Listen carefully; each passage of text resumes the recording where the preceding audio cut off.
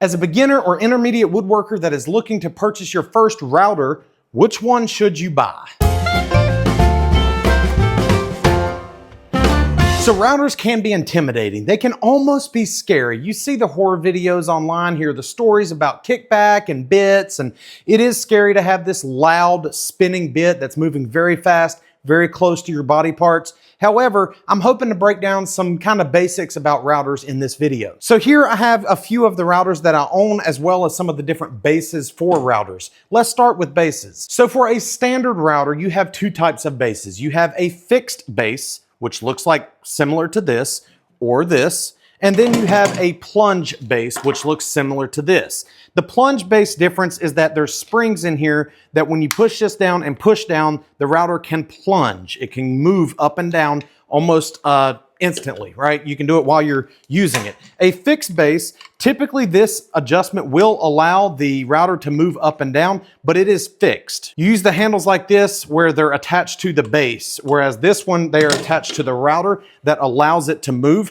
This is attached to the base. So you set your depth of cut and you use a fixed base to route your cut. A plunge base, again, as an example here, I'll do it up here. You can push the relief and the router will plunge up and down. What this is good for is you go to your workpiece, you have a depth stop set, you know you need to go down a ½ inch, then you let go and you router out. You can come up, then you move away. So these three routers, these two as well as this one, are what I'm considering standard routers. There's also palm routers, also called trim routers. They're a little bit smaller like this. They also make battery operated ones, cordless ones from the bigger brands. These are designed usually to be used when doing an edge profile. Now, an edge profile, there's a lot to talk about, probably beyond the scope of this video, but basically it's just, instead of having a standard 90-degree crisp, clean, straight edge, a profile could be a roundover or a chamfer or an ogive or a bullnose, right? Those are all edge profiles, and it depends on what type of bit that you load in there. These are better for doing edge profiles where you're taking the router to a small piece, you're going around making your profile, and then the router's done. The large routers, however, are for going to the piece as well, but these are typically used for hogging out material and doing larger, more beefier cuts. These routers are usually a ½ inch collet, meaning that the size shank or the size shaft of your router bit needs to be a ½ inch in order to fit in here. You can also get a 1/4 inch collet sleeve that fits in, but these are designed primarily for a ½ inch. They obviously have more power as well than the trim routers. On the contrary, trim routers have a 1/4 inch shaft. They're smaller bits, they don't go as high of RPM, they don't have as much power, so you're not gonna do a whole lot of carving out and hogging out material with a trim router. You also have a very small router like this. These are sometimes referred to as a rotary tool or a spindle attachment. They're typically seen doing cutouts, so drywall cutouts. They can be referred to as a cutout tool as well. Not necessarily something you use a lot with wood, but I figured I'd mention it in this video. There are two other types of router usages that I'd like to mention in this video. They're basically the same, but they are worth mentioning.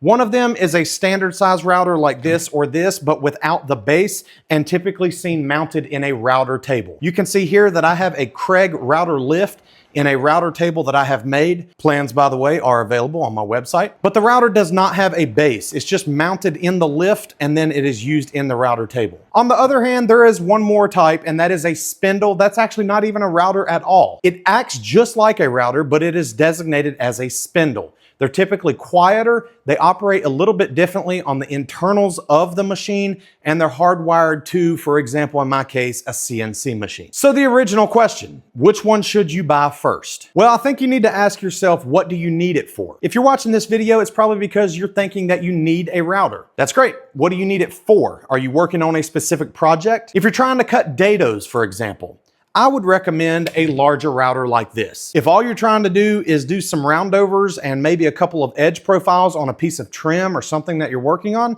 a palm router may be your best bet. So which brand should you buy? Beauty is in the eyes of the beholder, as they say, and the brands do not necessarily matter. I've owned several different brands. I have a few different brands here in front of me, including Bosch, another Bosch, a Skill brand and 2 DeWalt brands, as well as Harbor Freight's Chicago Electric brand. I will say routers is probably the one thing that I would not buy from Harbor Freight. If you want to grab some cheap router bits, that's probably okay. And even if you wanted to buy one of their routers, that might be okay. Just steer clear of the Chicago Electric brand. Nothing crazy bad happened to me, but just the depth adjustment isn't super accurate. And I don't think that it holds the collet very tight to hold the bit in place. That's just my experience. As with every video, I say that really depends on what you're using it for and how often you're using it. If you're using the router once every 3 months to do an edge profile and that's it, you may be able to get away with a very cheap quality router that is a couple bucks at Harbor Freight. If you're using it on a production environment, maybe worth stepping up to a DeWalt, a Bosch, a Festool even, something crazy expensive, but crazy good quality. So when you get into the larger routers, and even sometimes on the trim routers, there's multiple accessories available on the market that enhance your workflow.